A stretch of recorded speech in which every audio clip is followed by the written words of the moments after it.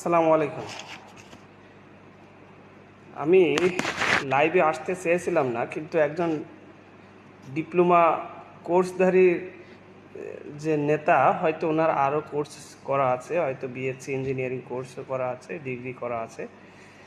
তার কথা শুনে আমি স্থির থাকতে পারলাম। আপনারা সবাই দেখছেন যে বাংলাদেশে বিভিন্ন সমস্যা নিয়ে এখন ঝামেলা চলছে।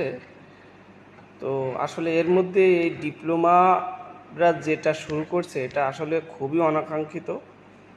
এদের ভিতরে আসলে দেশকে অস্থিতিশীল করে ফেলে কিনা, যে ওই আওয়ামী দোসররা মিশে, সেটাও একটু খেয়াল রাখতে হবে। বা এরাই নিজেরাই আওয়ামী দোসর, সেটা একটু পরেই আমি বলছি।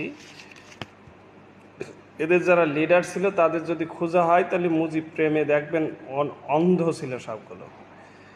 তো উনি ওই যে ডিপ্লোমা কোর্সধারীদের যে নেতা, উনি ডাইরেক্ট হুমকি দিচ্ছেন যে ওনারা সব নিয়ন্ত্রণ করে, ওনারা সব বন্ধ করে দেবে। তারপর আরেকটা কথা উনি বলছে যে বুয়েটের শিক্ষার্থী বা বিএসসি যারা করে তারা কিসের মেধাবী, 54 বছরে তারা কি আবিষ্কার করেছে। ঠিক আছে ভাই, তারা মেধাবী না, তো তাদের সাথে আপনার লড়তে কি সমস্যা? আপনি পরীক্ষা দিয়ে তো চাকরি পাবেন, একটা কথা। আরেকটা কথা উনি বলছে যে প্রকৌশলীরা, অর্থাৎ বিএসসি প্রকৌশলীরা নাকি রড, সিমেন্ট, বালির পার্সেন্টেজ নেওয়ার জন্য 10ম গ্রেডে ঢুকতে যাচ্ছে। তার মানে ওনারা এই কাজগুলোই করে, তার কথাই স্পষ্ট। উনি আরও হুমকি দিয়েছেন যে ঢাকা শহরের চতুর্দিকে উনি বন্ধ করে দেওয়ার হুমকি দিয়েছেন। উনি আরও হুমকি দিয়েছেন, উপদেষ্টা পরিষদ যেই বলেন না কেন, কার উনি তোয়াক্কা করে না, তার কথাবার্তা এরকমই। তা আমি গতদিন ভিডিওতে বলেছিলাম যে এদের ল্যাঙ্গুয়েজ আসলে ভালো না। তা আমি পরে নিজেকে অনুশোচনা করতেছিলাম, আসলে কি বেশি বলা হয়ে গেল। এই বক্তব্য শোনার পর, মানে এদের নেতার কথা শোনার পর মনে হচ্ছে না কম বলা হয়েছে, বেশি বলা হয়নি। আসলে এরা মূর্খ, সেই লেভেলের মূর্খ, মানে যে লেভেলটা এখান থেকে 100 বছর আগে ছিল, সেই লেভেলের মূর্খ এরা। বাংলাদেশে যারা মাঠে ঘাটে কাজ করে তাদের কথাও এদের থেকে ভালো। তাহলে এরা এই একাডেমিক এই এসএসসি পাস করে যে একটা কোর্স করছে, টেকনিক্যাল কোর্স, এই কোর্স করেও কেন এদের শুদ্ধতা আসেনি এই জন্য ওই যে 10%, ওই যে রড, বালি, সিমেন্টের পার্সেন্টেজ খায়, বিদ্যুতের পার্সেন্টেজ খায়, এরকম পার্সেন্টেজ খালি তো নিজের নৈতিকতা থাকে না, নিজের ভিতরের যে একটা স্বচ্ছতা, এগুলো নষ্ট হয়ে যায়। এই কারণে ব্যবহারে তাদের আর মার্জিত থাকে না, এই জন্য ওদের ব্যবহারটা এরকম। ওরা এই লেখাপড়া না করা। এইবার আসি, আসলে ওরা সুপারভাইজার পদের যোগ্য নাকি সহকারী প্রকৌশলী পদের যোগ্য? ওদের কথাই বলি। ওরা বলছে যে ওরা 20% লেখাপড়া করে, 80% প্র্যাকটিক্যাল করে। ইটস ওকে, ফাইন কথা, ওদের কথা এটা। আমার একটা ভিডিওর কমেন্টে যে দেখতে পারবেন যে এটা নিয়ে আমি 3টা ভিডিও করছি। প্রথম দিনের যে ভিডিও, সেই ভিডিওর লাইভে এক ডিপ্লোমা কোর্সধারী এক ভাই কমেন্ট করছে, ওনার কমেন্টেই লেখা আছে। আমি তো জানি না ওদের কী কারিকুলাম। তাহলে ওরা 80% প্র্যাকটিক্যাল করে, 20% লেখা এই একাডেমিক করে, মানে থিওরিটিক্যাল করে।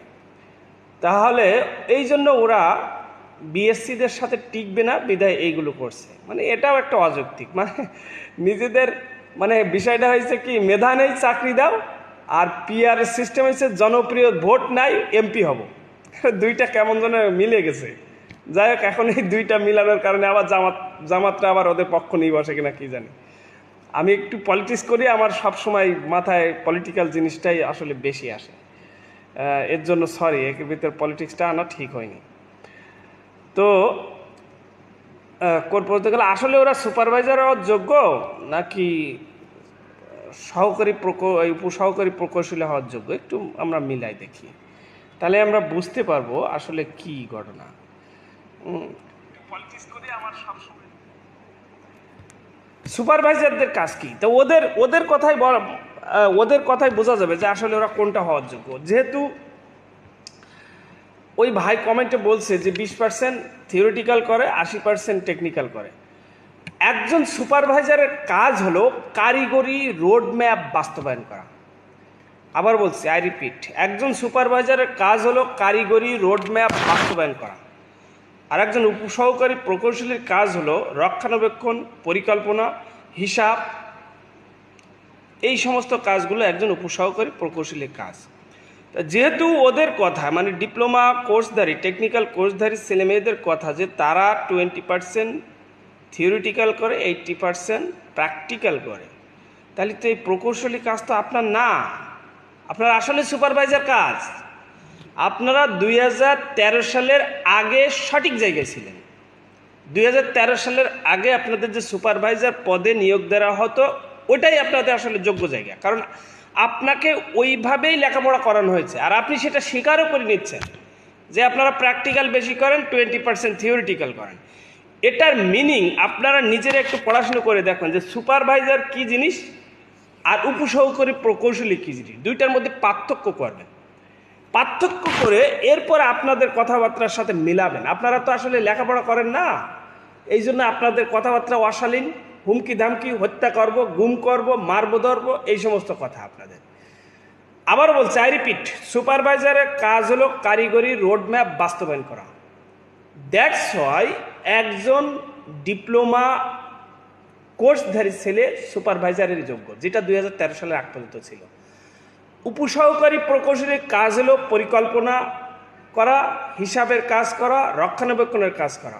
অতএব এই পোস্টে একজন ডিপ্লোমা টেকনিক্যাল আসা উচিত নয়।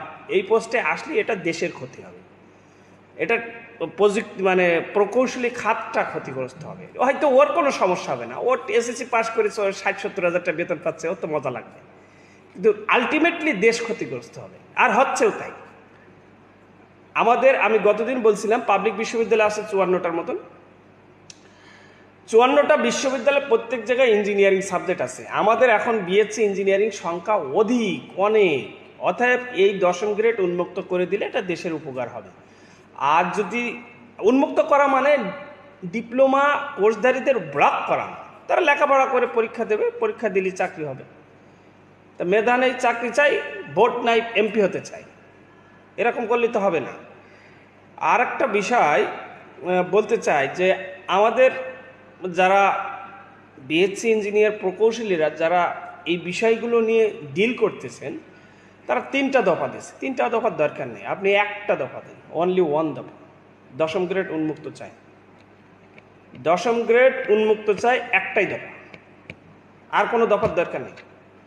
অন্য দফাগুলো যেগুলো মনে করেন কেউ নামের আগে প্রকৌশলী লাগাবে কি লাগাবে না, এটা সরকারের ঊর্ধ্বতন জায়গা থেকে ওরা নিজেরা ঠিক করবে, এটা আপনার দরকার নেই। আরেকটা জিনিস, আমাদের উপদেষ্টাদের বলি যে আপনাদের নিয়েও এটা হুমকি দিয়েছে। উপদেষ্টাদের মধ্যে কোনো কিছু মানি না, মানে কথাবার্তা একদম 100 বছর আগে যে বর্বর জাতি ছিল তাদের মতো কথা। তাহলে আপনাদের বুঝতে হবে মাননীয় উপদেষ্টা মহোদয়গণ, এরা আসলে ইঞ্জিনিয়ারিং পোস্টে চাকরি করার যোগ্য কিনা।